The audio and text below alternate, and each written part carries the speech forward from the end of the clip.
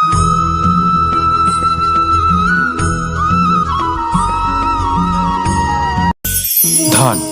সম্পদ, ঐশ্বর্য। মানুষ হয় নিজের সৌভাগ্যের দ্বারা এগুলো লাভ করে থাকেন বা কর্মের দ্বারা। সৌভাগ্য আসলে কি? গ্রহের দশা, যা প্রত্যেক মুহূর্তে বদলাতে থাকে। কর্মের মাধ্যমে যখন আপনি ধন অর্জন করেন, তখন সেই ধন আপনার আগামী প্রজন্ম লাভ করে। সেটা হয় সে ভোগ করে বা তার জন্য তার ভোগান্তি হয়। আর এটা নির্ভর করছে আপনার কর্মের ওপরে। কি কর্ম করেছেন আপনি সেই ধনকে লাভ করার জন্য? যদি আপনি সৎ পথে চলেন, নিষ্ঠা ভরে আপনি কর্ম করে থাকেন এবং তার ফলে আপনি ধন অর্জন করে থাকেন, তাহলে আপনার আগামী প্রজন্ম সেটা ভোগ করবে, সেটা প্রয়োগ করবে নিজের বিকাশের জন্য। কিন্তু যদি আপনি কুকর্ম করে থাকেন, কোনো রকম ছলনা করে থাকেন এই ধন লাভ করার জন্য, তাহলে 100% আপনার আগামী প্রজন্মকে এর জন্য ভুগতেই হবে। তাহলে আপনি কি চাইবেন? যে আপনার আগামী প্রজন্ম সুখ ভোগ করবে, নাকি আপনার কুকর্মের পরিণাম ভোগ করবে? নির্বাচন আপনারই। আসুন আমার সাথে ভালোবেসে বলুন, রাধা রাধা। লোভ আপনার অন্তরের আরও একটা শত্রু। দেখতে গেলে এটা একটা শব্দ, একটা সংস্কৃত শব্দ। লব ধাতু থেকে উৎপন্ন হয়েছে। এর অর্থ কিছু লাভ করা। কিছু লাভ করা অনুচিত নয়, আরও কিছু লাভ করাও অনুচিত নয়, কিন্তু সব থেকে বেশি আমিই লাভ করব। আমি আরো চাই, আরো বেশি চাই, আরো বেশি পেতে চাই। এটাই হলো লোভ। আর এই লোভ যখন গ্রাস করে, তখন আপনি যা পেতে চান, সে ধনই হোক বা মানই হোক, তা অর্জন করার জন্য মানুষ যে কোনো স্তরে পৌঁছে যেতে পারে। যদি মানুষ ধন অর্জন করতে চান, তাহলে তার জন্য তারা অধর্মের পথেও চলতে পারেন। যদি সম্মান অর্জন করতে চান, তাহলে অন্য মানুষকে ছোটও করতে পারেন। শেষ পর্যন্ত আপনার এটা মনে হতে পারে যে যদি একটু অল্পই প্রাপ্ত করতাম, কিন্তু ভালোবেসে প্রাপ্ত করতাম, এই জীবন আরো অনেক বেশি সুখী হতো। লোভ আপনার জীবনে, আপনার মনে কখন যে প্রবেশ করবে সেটা আপনি জানতেও পারবেন না। তাই এটা চিনতে শিখুন আর তৎক্ষণাৎ জীবন থেকে বাইরে ফেলে দিন। যা কিছু লাভ করতে চান তা ভালোবেসে লাভ করুন, আর সেই ভালোবাসার সাথেই বলুন, রাধা রাধা। জীবনে ক্ষমা চাওয়া তাও কিছুটা সহজ, ক্ষমা করতে পারা অত্যন্ত কঠিন। ক্ষমা 2 অক্ষরের এই শব্দ হতে পারে, কিন্তু অত্যন্ত বড় এই শব্দ, অত্যন্ত গুরুত্বপূর্ণ এই শব্দ। কখনো কখনো অন্য কাউকে ক্ষমা করে দেওয়া তাও কিছুটা সহজ কাজ, কিন্তু নিজেকে ক্ষমা করতে পারা অত্যন্ত কঠিন হয়ে দাঁড়ায়। অতীতে যদি আমাদের এমন কোনো ভুল হয় যে কারণে আমরা নিজেকে ক্ষমা করতে পারি না, অনেক সময় এমন কিছু ভুল করে বসি যে বিষয় শুধু আমরাই জানি, কিন্তু আমরা নিজেকে ক্ষমাই করতে পারি না, আর আমাদের বিকাশ সেখানে স্তব্ধ হয়ে যায়। কারণ যদি আপনি ক্ষমা করতে না শেখেন, নিজেকে ক্ষমা যদি না করতে পারেন, তাহলে তা আপনার জীবনের সবথেকে বড় বাধা হয়ে দাঁড়াবে। সেই জন্য জীবনে অবশ্যই শিখুন যে কিভাবে নিজেকে ক্ষমা করতে হয়, আর শিখুন যে আগের করা ভুল আবার কি করে না করা যেতে পারে। এই মন হালকা হবে আর প্রসন্ন হয়ে বলবে, রাধা রাধা। এই সংসারে যখনই কোনো সমস্যা আসে, তখন আমরা আমাদের সব থেকে বড় সম্বলের কাছে আশ্রয় খুঁজি, তা হলো আমাদের বিশ্বাস। এবার প্রশ্ন হলো এটাই যে এই বিশ্বাস কার উপর করা যেতে পারে? পরিবারের ওপর, বন্ধুর ওপর, নাকি তাদের ওপর বিশ্বাস করা উচিত যাদেরকে আমরা কখনো সঙ্গ দিয়েছি? দেখুন, এই সংসারে বিপদের সম্মুখীন হলে কে আপনাকে সাহায্য করবে সেটা নির্বাচন করা আপনার হাতে নেই। সেটা সেই সকল ব্যক্তির উপর নির্ভরশীল যে তারা আপনাকে সাহায্য করবে নাকি করবে না। অর্থাৎ যখনই কোনো বিপদ আসে, সর্বপ্রথম তার সম্মুখীন আমাদের নিজেকেই হতে হয়, আর তার জন্য প্রস্তুত থাকা প্রয়োজনীয়। সেই শক্তি, সেই সাহস অর্জন করা প্রয়োজনীয়। দেখুন, যখনই অন্ধকার আসে, তখন সবার আগে কে আপনাকে ত্যাগ করে চলে যায়? আপনার নিজেরই ছায়া। এই অন্ধকারের সম্মুখীন হতে হয় অন্তরের প্রদীপের দ্বারা, অন্তরের আত্মা দ্বারা। তবেই আপনি অন্ধকারের ওপর জয়লাভ করতে পারবেন। সেই জন্য যে বিপদই আসুক না কেন, নিজেকে তার জন্য প্রস্তুত রাখা উচিত। সেই সাহস নিয়ে আসুন। এমন কোনো বিপদ নেই যে আপনাকে ভেঙে দিতে পারে। আসুন আমার সাথে ভালোবেসে বলুন, রাধা রাধা। মানুষ সবসময় চায় যে তার জীবনে যেন কখনো কোনো সমস্যাই না আসে। সে চায় তার জীবন যেন শুধুমাত্র শান্তি এবং সুখের দ্বারা পূর্ণ থাকে। কিন্তু এই চাহিদা অনুচিত কিছু নয়। আমরা সবাই এটাই চাই যে জীবনে সুখ থাক, শান্তি থাক। কিন্তু এই কথা সবসময় মনে রাখবেন, যে সূর্য উদিত হন সংসারকে প্রকাশমান করেন, দুপুরবেলায় সংসারকে রৌদ্র প্রদান করেন, সন্ধেবেলায় তাকেও অস্ত যেতে হয়। এবার আমাদের জীবন চক্র কিছুটা এরকমই। কোনো কিছুই চিরকাল একরকম থাকে না। কখনো এই নদীকে দেখুন, যা বয়ে চলেছে। এই নদী যা বয়ে চলেছে তার পথেও অনেক বিপদ আসে। বড় বড় পাথরের সম্মুখীন হয়ে তাকেও সামনে এগিয়ে যেতে হয়। একটি পুকুর যা চারদিক থেকে ঘেরা, তার জীবনে কিন্তু কোনো সমস্যা নেই। কিন্তু এই সংসারে পুকুরের পুজো করা হয় না, পুজো করা হয় নদীকে। মনে রাখবেন, সমস্যার ঊর্ধ্বে তিনি উঠতে পারেন যিনি সমাধি লাভ করেছেন, যিনি এই সংসারেই নেই। যিনি এই সংসারে আছেন এবং জীবিত আছেন, তার জীবনের সমস্যা হলো শ্বাসবায়ুর মতোই গুরুত্বপূর্ণ। আসুন আমার সাথে ভালোবেসে বলুন, রাধা রাধা। আজ আমি আপনাকে একটা ছোট্ট কাহিনী শোনাবো। একবার আমি, রাধা আর দাদা, আমরা তিনজনে মিলে লুকিয়ে একটা উপবনে গেলাম আম পেড়ে খেতে। অনেক পরিশ্রম করে আমরা ওখানে পৌঁছলাম আর আমরা আশ্চর্যচকিত হয়ে গেলাম এটা দেখে যে এবার তো আম পাকেইনি। এবার দাদা কি করলেন, একটা আম পাড়লেন আর সেটা চাখলেন, আর উনি নিরাশ হয়ে পড়লেন। উনি বললেন যে এটা তো খুবই টক। তারপর রাধা একটা আম পাড়লো আর সেটা চেখে দেখল, আর রাধা উৎসাহিত হয়ে পড়ল। আমি রাধাকে জিজ্ঞেস করলাম, কি হয়েছে, তুমি এত উৎসাহিত কেন? তখন রাধা বলল যে এবার এত বেশি টক আম হয়েছে যে এগুলো দিয়ে আমরা আচার বানাবো। তাহলে দাদা ওখান থেকে বেরিয়ে গেলেন নিরাশ হয়ে এবং খালি হাতে। রাধাও ওখান থেকে বেরিয়ে গেল কিন্তু উৎসাহিত হয়ে, আর অনেকগুলো কাঁচা আম সাথে নিয়ে। এর থেকে আমরা কি শিক্ষা পেতে পারি? যে প্রত্যেকটা স্থানে এমন কিছু রয়েছে যেখান থেকে আমরা কিছু একটা শিক্ষা লাভ করতে পারি, যা আমাদেরকে বিকাশের পথে নিয়ে যেতে পারে। এই শিক্ষা প্রত্যেক স্থানে আছে। সবকিছু আমাদের দৃষ্টিভঙ্গির উপর নির্ভর করছে। যখনই আমাদের জীবনে, আমাদের সম্পর্কে কোনো সমস্যা, কোনো বিপদ আসে, তখন বেশিরভাগ মানুষ সেই বিষয় নিয়ে দুঃখী হয়ে পড়েন। আর কিছু মানুষ এমনও থাকেন যারা শেষ পর্যন্ত তার সমাধান করেন, বিপদকে পরাজিত করেন, সম্পর্কগুলিকে আবার জুড়ে দেন। যদি আপনি সুখের খোঁজ করেন তাহলে আপনি সুখ অবশ্যই পাবেন, প্রসন্নতা অবশ্যই পাবেন। যদি আপনি দুঃখ খোঁজেন তাহলে দুঃখ অবশ্যই পাবেন। এবার আপনি কি খুঁজতে চান, সেই চয়ন আপনারই। আসুন আর আমার সাথে ভালোবেসে বলুন, রাধা রাধা।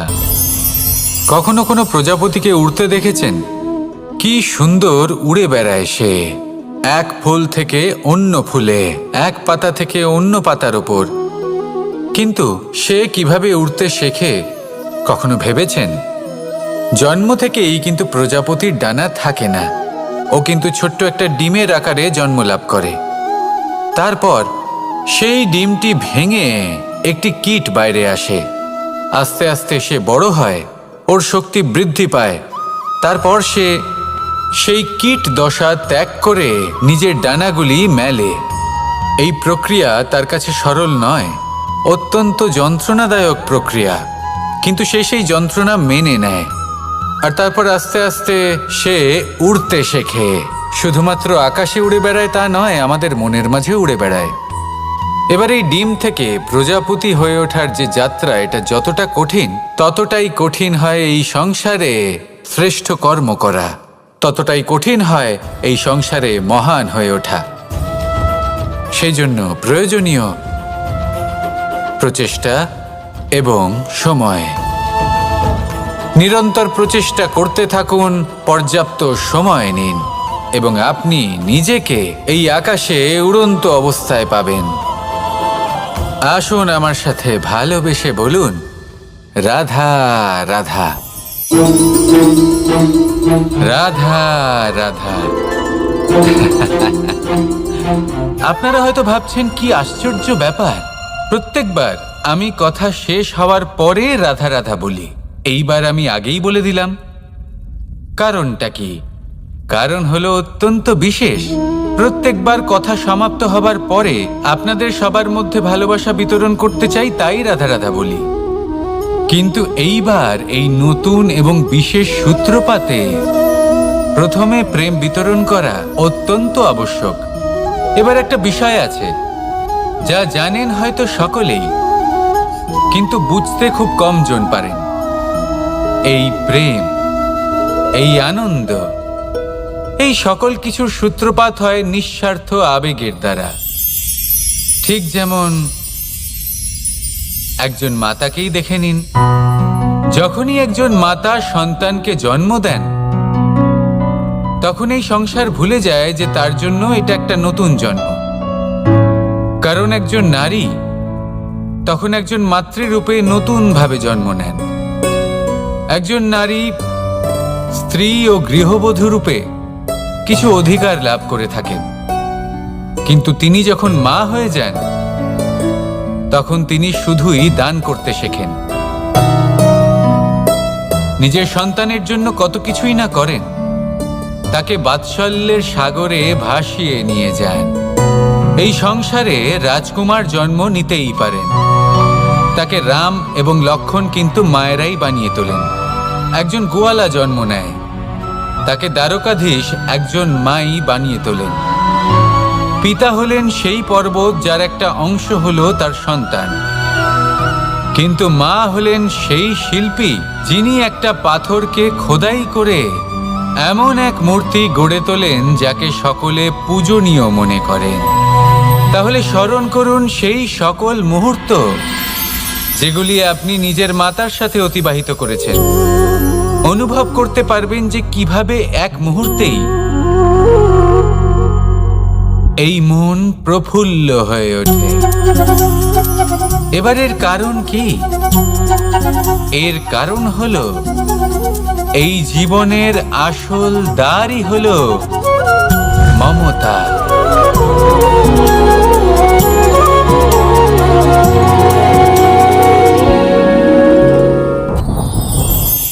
যত শক্তিশালী এই মন, তত শক্তিশালী এই শরীরও। এই যে আমাদের শরীর, এটা আসলে কি? এ হলো একটা রথের মতো। আর একটা রথ ততক্ষণ চলতে পারবে না যতক্ষণ না তাকে কোনো সারথি চালাবে। এই মন হলো শরীরের সারথি। এবার ভাবুন, যদি এই সারথি শক্তিহীন হয়, দুর্বল হয়, তাহলে এই রথের কি হবে? এটা উচিত পথে চলতে পারবে না, উচিত গতিতে চলতে পারবে না, মন মতো স্থানে এটা পৌঁছতেও পারবে না। সেই জন্য মনের শক্তি অত্যন্ত প্রয়োজনীয়। এবার মনের শক্তি আমরা কোথা থেকে লাভ করি? দৃঢ়তার শক্তি থেকে। এবার এই শক্তি আমরা কিভাবে বাড়াতে পারি? আমরা প্রতিদিন কিছু নতুন স্থির করি, কিছু ছোট কিছু বড়। আর যেই আমরা নতুন কিছু পূর্ণ করি, আমাদের মনের শক্তি বেড়ে যায়। আর যদি পূর্ণ না করতে পারি, মনের শক্তি কমে যায়। একটা দেওয়ালের মতো ছোট ছোট ছোট ছোট শিলা আমরা একটার পর একটা স্থাপন করে একটা দেওয়াল তৈরি করি। এতগুলো পাথর যখন একত্রিত হয়ে যায়, তখন এমন এক দেওয়াল তৈরি হয় যাকে ভাঙা প্রায় অসম্ভব হয়ে দাঁড়ায়। সেরকমই হয় মন এবং দৃঢ়তা। ছোট ছোট কাজ করে নিজের লক্ষ্য পূর্ণ করুন। এই লক্ষ্য যদি পূর্ণ হয়, তবে মনের শক্তি বাড়বে। কিছুটা এইভাবে যে যত বড়ই বিপদ আসুক না কেন, সেই বিপদ নিজে হার মেনে নেবে, কিন্তু আপনার মন ততটাই শক্তিশালী থাকবে। তাই মনের শক্তি বাড়াতে থাকুন, যাতে আপনি উচিত পথে চলতে পারেন, উচিত গতিতে চলেন আর মনোবাঞ্ছিত স্থানে পৌঁছতে পারেন। তবেই এই মন প্রসন্ন হয়ে বলবে, রাধা রাধা। আমি রাধাকে ভালোবাসি, আর এই কথাটা সমগ্র সংসার জানে।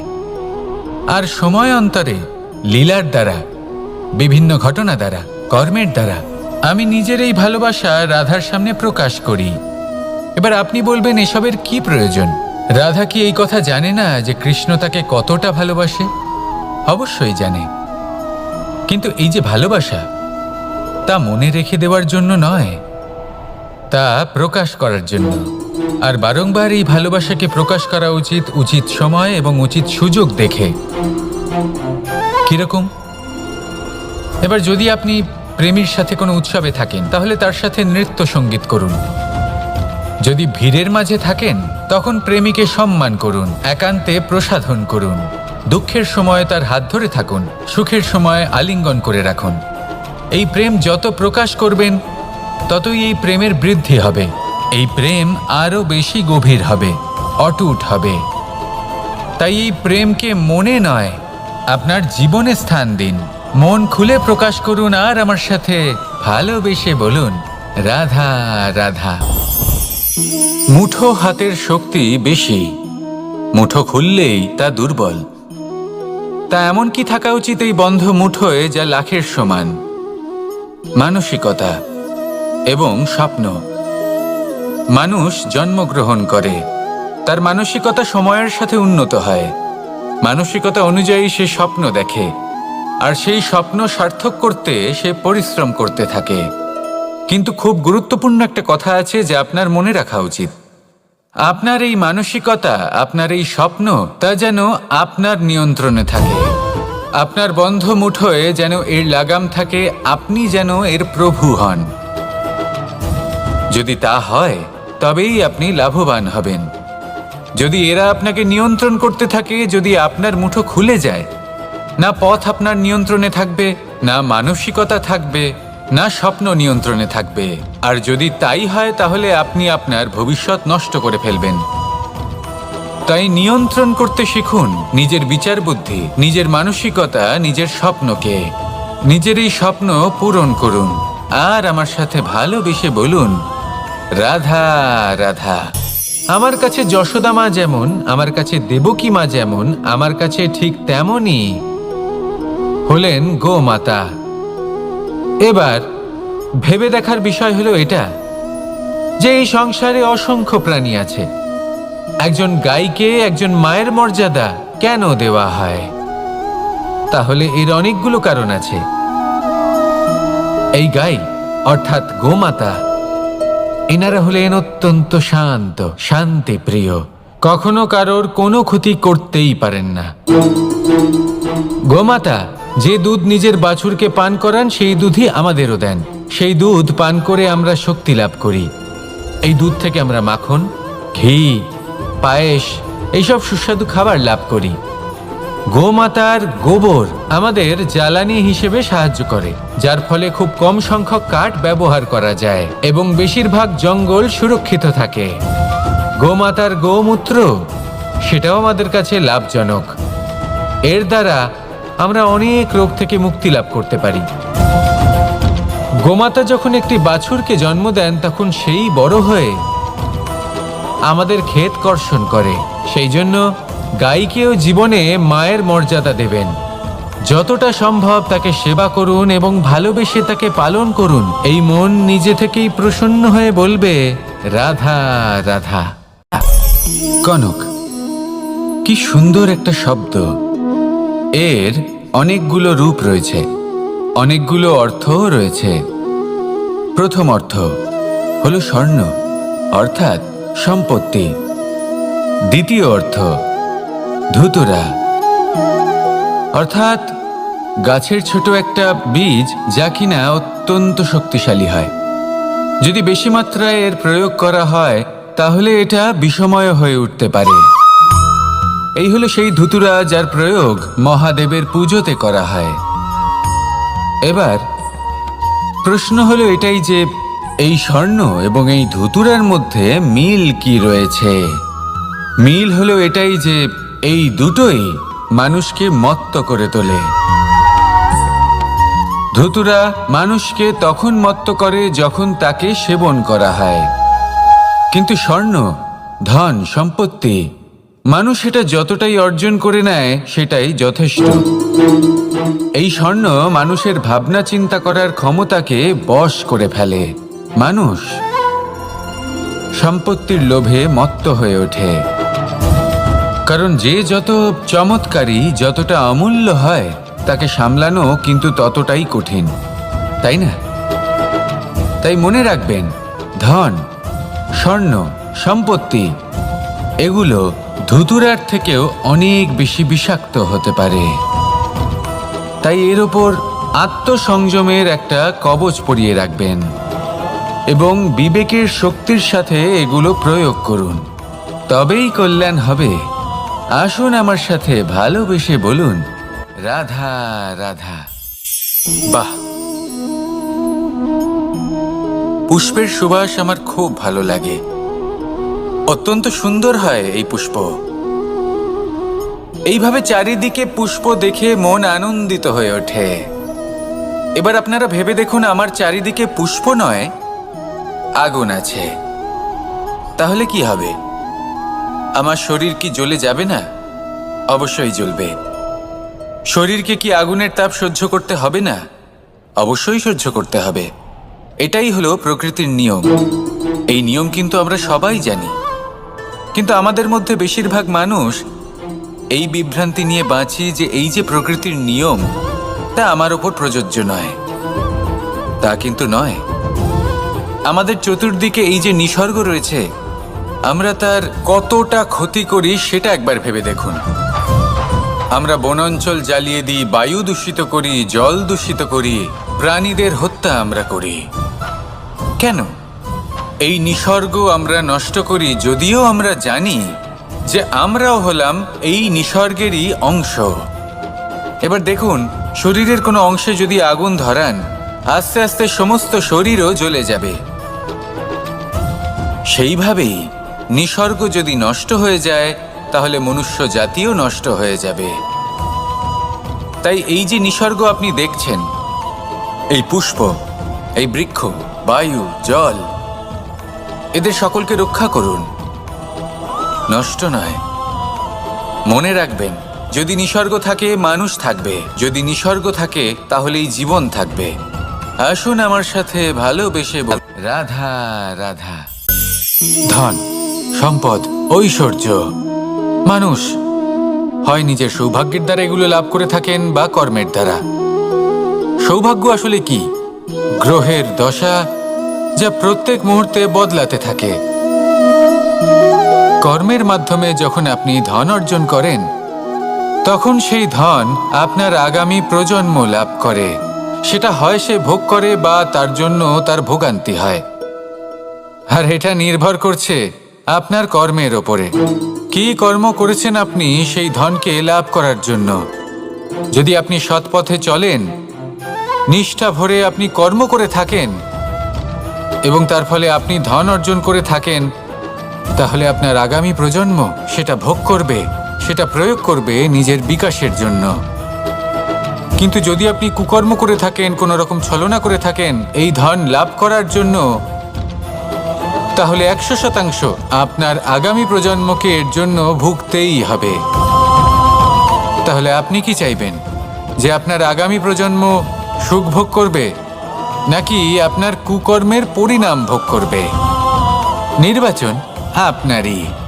আসুন আমার সাথে ভালোবেসে বলুন, রাধা রাধা। লোভ আপনার অন্তরের আরও একটা শত্রু। দেখতে গেলে এটা একটা শব্দ, একটা সংস্কৃত শব্দ। লব ধাতু থেকে উৎপন্ন হয়েছে। এর অর্থ কিছু লাভ করা। কিছু লাভ করা অনুচিত নয়, আরো কিছু লাভ করাও অনুচিত নয়, কিন্তু সব থেকে বেশি আমি লাভ করব, আমি আরো চাই, আরো বেশি চাই, আরো বেশি পেতে চাই। এটাই হলো লোভ। আর এই লোভ যখন গ্রাস করে, তখন আপনি যা পেতে চান, সে ধনই হোক বা মানই হোক, তা অর্জন করার জন্য মানুষ যে কোনো স্তরে পৌঁছে যেতে পারে। যদি মানুষ ধন অর্জন করতে চান, তাহলে তার জন্য তারা অধর্মের পথেও চলতে পারেন। যদি সম্মান অর্জন করতে চান, তাহলে অন্য মানুষকে ছোটও করতে পারেন। শেষ পর্যন্ত আপনার এটা মনে হতে পারে যে যদি একটু অল্পই প্রাপ্ত করতাম কিন্তু ভালোবেসে প্রাপ্ত করতাম, এই জীবন আরো অনেক বেশি সুখী হতো। লোভ আপনার জীবনে, আপনার মনে কখন যে প্রবেশ করবে সেটা আপনি জানতেও পারবেন না। তাই এটা চিনতে শিখুন আর তৎক্ষণাৎ জীবন থেকে বাইরে ফেলে দিন। যা কিছু লাভ করতে চান তা ভালোবেসে লাভ করুন, আর সেই ভালোবাসার সাথেই বলুন রাধা রাধা। জীবনে ক্ষমা চাওয়া তাও কিছুটা সহজ, ক্ষমা করতে পারা অত্যন্ত কঠিন। ক্ষমা 2 অক্ষরের এই শব্দ হতে পারে, কিন্তু অত্যন্ত বড় এই শব্দ, অত্যন্ত গুরুত্বপূর্ণ এই শব্দ।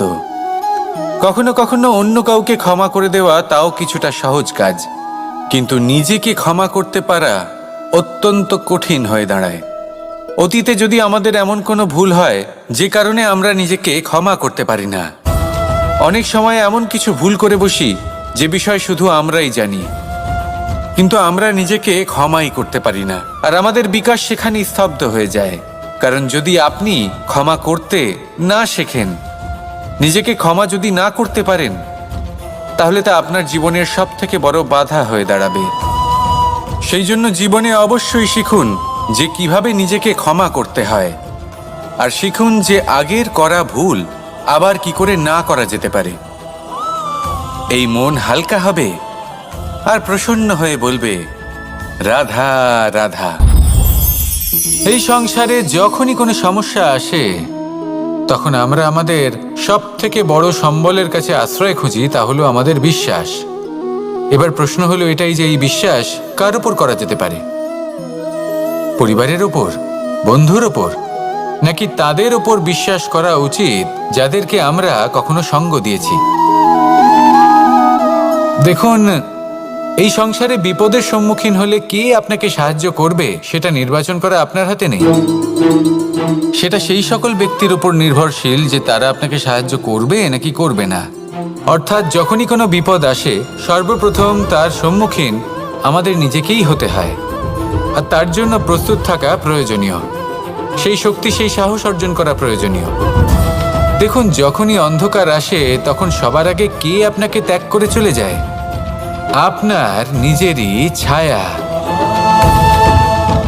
এই অন্ধকারের সম্মুখীন হতে হয় অন্তরের প্রদীপের দ্বারা, অন্তরের আত্মা দ্বারা। তবেই আপনি অন্ধকারের ওপর জয়লাভ করতে পারবেন। সেই জন্য যে বিপদই আসুক না কেন, নিজেকে তার জন্য প্রস্তুত রাখা উচিত। সেই সাহস নিয়ে আসুন। এমন কোনো বিপদ নেই যা আপনাকে ভেঙে দিতে পারে।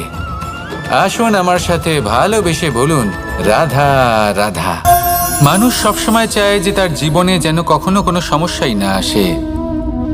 সে চায় তার জীবন যেন শুধুমাত্র শান্তি এবং সুখের দ্বারা পূর্ণ থাকে। কিন্তু এই চাহিদা অনুচিত কিছু নয়। আমরা সবাই এটাই চাই যে জীবনে সুখ থাক, শান্তি থাক।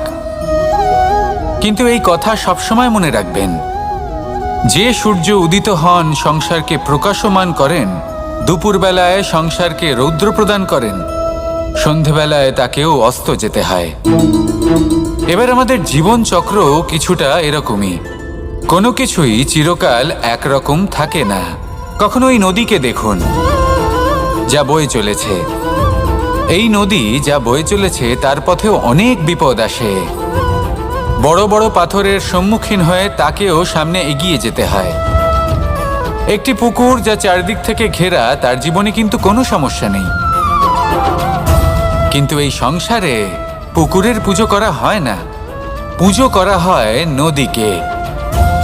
মনে রাখবেন, সমস্যার ঊর্ধ্বে তিনি উঠতে পারেন যিনি সমাধি লাভ করেছেন, যিনি এই সংসারেই নেই। যিনি এই সংসারে আছেন এবং জীবিত আছেন, তার জীবনের সমস্যা হলো শ্বাসবায়ুর মতোই গুরুত্বপূর্ণ। আসুন আমার সাথে ভালোবেসে বলুন রাধা রাধা। আজ আমি আপনাকে একটা ছোট্ট কাহিনী শোনাবো। একবার আমি, রাধা আর দাদা, আমরা 3 জনে মিলে লুকিয়ে একটা উপবনে গেলাম আম পেড়ে খেতে। অনেক পরিশ্রম করে আমরা ওখানে পৌঁছলাম আর আমরা আশ্চর্যচকিত হয়ে গেলাম এটা দেখে যে এবার তো আম পাকেইনি। এবার দাদা কি করলেন, একটা আম পাড়লেন আর সেটা চাখলেন। আর উনি নিরাশ হয়ে পড়লেন। উনি বললেন যে এটা তো খুবই টক। তারপর রাধা একটা আম পাড়লো আর সেটা চেখে দেখল, আর রাধা উৎসাহিত হয়ে পড়ল। আমি রাধাকে জিজ্ঞেস করলাম, কি হয়েছে, তুমি এত উৎসাহিত কেন? তখন রাধা বলল যে এবার এত বেশি টক আম হয়েছে যে এগুলো দিয়ে আমরা আচার বানাবো।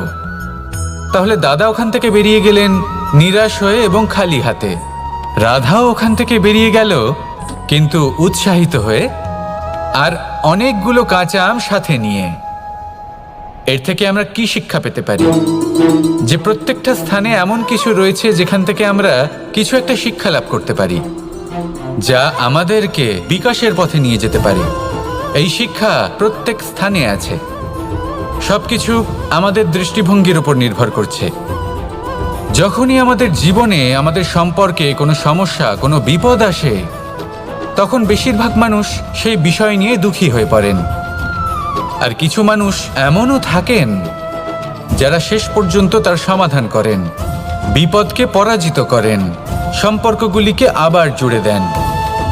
যদি আপনি সুখের খোঁজ করেন তাহলে আপনি সুখ অবশ্যই পাবেন, প্রসন্নতা অবশ্যই পাবেন। যদি আপনি দুঃখ খোঁজেন তাহলে দুঃখ অবশ্যই পাবেন। এবার আপনি কি খুঁজতে চান সেই চয়ন আপনারই। আসুন আর আমার সাথে ভালোবেসে বলুন, রাধা রাধা। কখনো কোনো প্রজাপতিকে উড়তে দেখেছেন? কি সুন্দর উড়ে বেড়ায় সে, এক ফুল থেকে অন্য ফুলে, এক পাতা থেকে অন্য পাতার ওপর।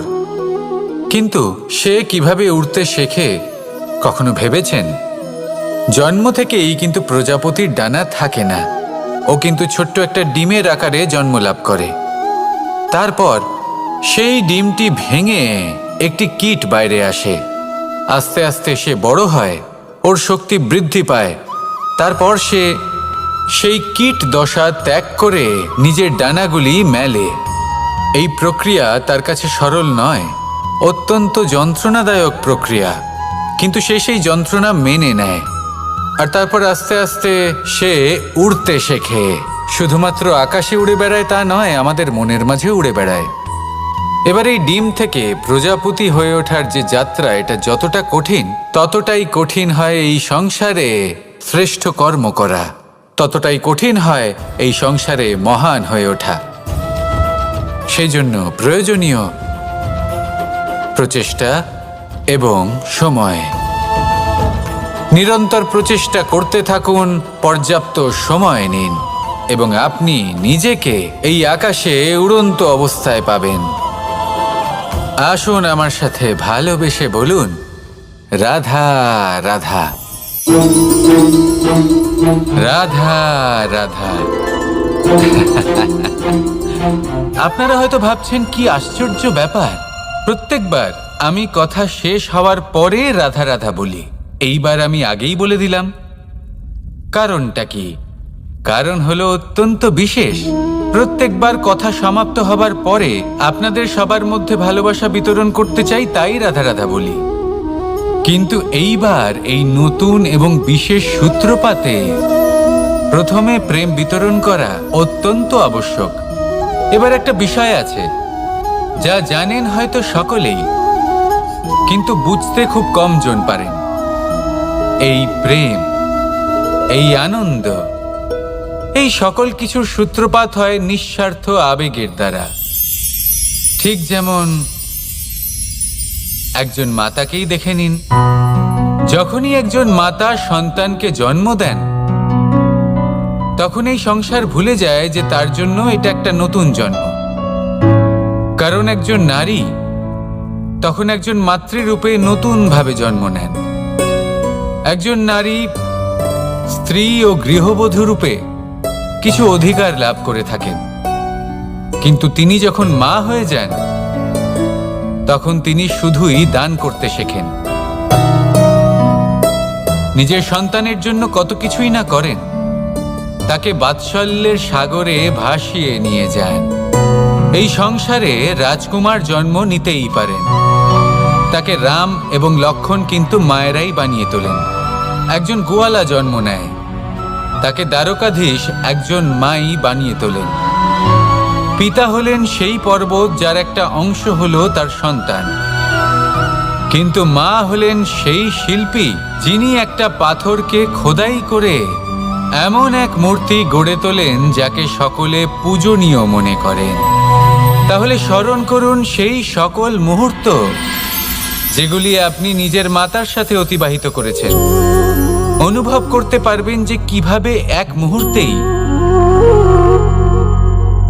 এই মন প্রফুল্ল হয়ে ওঠে। এবারের কারণ কি?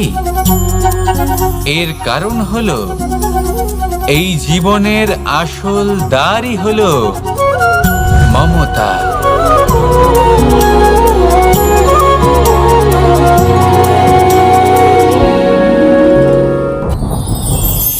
যত শক্তিশালী এই মন, তত শক্তিশালী এই শরীরও। এই যে আমাদের শরীর, এটা আসলে কি? এ হলো একটা রথের মতো। আর একটা রথ ততক্ষণ চলতে পারবে না যতক্ষণ না তাকে কোনো সারথি চালাবে। এই মন হলো শরীরের সারথি। এবার ভাবুন, যদি এই সারথি শক্তিহীন হয়, দুর্বল হয়, তাহলে এই রথের কি হবে? এটা উচিত পথে চলতে পারবে না, উচিত গতিতে চলতে পারবে না, মন মতো স্থানে এটা পৌঁছতেও পারবে না। সেই জন্য মনের শক্তি অত্যন্ত প্রয়োজনীয়। এবার মনের শক্তি আমরা কোথা থেকে লাভ করি? দৃঢ়তার শক্তি থেকে। এবার এই শক্তি আমরা কিভাবে বাড়াতে পারি? আমরা প্রতিদিন কিছু নতুন স্থির করি, কিছু ছোট কিছু বড়। আর যেই আমরা নতুন কিছু পূর্ণ করি, আমাদের মনের শক্তি বেড়ে যায়। আর যদি পূর্ণ না করতে পারি, মনের শক্তি কমে যায়। একটা দেওয়ালের মতো ছোট ছোট ছোট ছোট শিলা আমরা একটার পর একটা স্থাপন করে একটা দেওয়াল তৈরি করি। এতগুলো পাথর যখন একত্রিত হয়ে যায়, তখন এমন এক দেওয়াল তৈরি হয় যাকে ভাঙা প্রায় অসম্ভব হয়ে দাঁড়ায়। সেরকমই হয় মন এবং দৃঢ়তা। ছোট ছোট কাজ করে নিজের লক্ষ্য পূর্ণ করুন। এই লক্ষ্য যদি পূর্ণ হয়, তবে মনের শক্তি বাড়বে। কিছুটা এইভাবে যে যত বড়ই বিপদ আসুক না কেন, সেই বিপদ নিজে হার মেনে নেবে, কিন্তু আপনার মন ততটাই শক্তিশালী থাকবে। তাই মনের শক্তি বাড়াতে থাকুন, যাতে আপনি উচিত পথে চলতে পারেন, উচিত গতিতে চলেন আর মনোবাঞ্ছিত স্থানে পৌঁছতে পারেন। তবেই এই মন প্রসন্ন হয়ে বলবে, রাধা রাধা। আমি রাধাকে ভালোবাসি। আর এই কথাটা সমগ্র সংসার জানে। আর সময় অন্তরে লীলার দ্বারা, বিভিন্ন ঘটনা দ্বারা, কর্মের দ্বারা আমি নিজের এই ভালোবাসা রাধার সামনে প্রকাশ করি। এবার আপনি বলবেন, এসবের কি প্রয়োজন? রাধা কি এই কথা জানে না যে কৃষ্ণ তাকে কতটা ভালোবাসে? অবশ্যই জানে। কিন্তু এই যে ভালোবাসা, তা মনে রেখে দেওয়ার জন্য নয়, তা প্রকাশ করার জন্য। আর বারংবার এই ভালোবাসাকে প্রকাশ করা উচিত, উচিত সময় এবং উচিত সুযোগ দেখে। কিরকম? এবার যদি আপনি প্রেমীর সাথে কোনো উৎসবে থাকেন, তাহলে তার সাথে নৃত্য সঙ্গীত করুন। যদি ভিড়ের মাঝে থাকেন, তখন প্রেমীকে সম্মান করুন, একান্তে প্রসাধন করুন। দুঃখের সময় তার হাত ধরে থাকুন, সুখের সময় আলিঙ্গন করে রাখুন। এই প্রেম যত প্রকাশ করবেন, ততই এই প্রেমের বৃদ্ধি হবে। এই প্রেম আরও বেশি গভীর হবে, অটুট হবে। তাই এই প্রেমকে মনে নয়, আপনার জীবনে স্থান দিন। মন খুলে প্রকাশ করুন আর আমার সাথে ভালোবেসে বলুন, রাধা রাধা। মুঠো হাতের শক্তি বেশি, মুঠো খুললেই তা দুর্বল। তা এমন কি থাকা উচিত এই বন্ধ মুঠোয় যা লাখের সমান? মানসিকতা এবং স্বপ্ন। মানুষ জন্মগ্রহণ করে, তার মানসিকতা সময়ের সাথে উন্নত হয়। মানসিকতা অনুযায়ী সে স্বপ্ন দেখে, আর সেই স্বপ্ন সার্থক করতে সে পরিশ্রম করতে থাকে। কিন্তু খুব গুরুত্বপূর্ণ একটা কথা আছে যা আপনার মনে রাখা উচিত। আপনার এই মানসিকতা, আপনার এই স্বপ্ন, তা যেন আপনার নিয়ন্ত্রণে থাকে। আপনার বন্ধ মুঠোয় যেন এর লাগাম থাকে, আপনি যেন এর প্রভু হন। যদি তা হয়, তবেই আপনি লাভবান হবেন। যদি এরা আপনাকে নিয়ন্ত্রণ করতে থাকে, যদি আপনার মুঠো খুলে যায়, না পথ আপনার নিয়ন্ত্রণে থাকবে, না মানসিকতা থাকবে, না স্বপ্ন নিয়ন্ত্রণে থাকবে। আর যদি তাই হয় তাহলে আপনি আপনার ভবিষ্যৎ নষ্ট করে ফেলবেন। তাই নিয়ন্ত্রণ করতে শিখুন নিজের বিচার বুদ্ধি, নিজের মানসিকতা, নিজের স্বপ্নকে। নিজের এই স্বপ্ন পূরণ করুন আর আমার সাথে ভালোবেসে বলুন রাধা রাধা।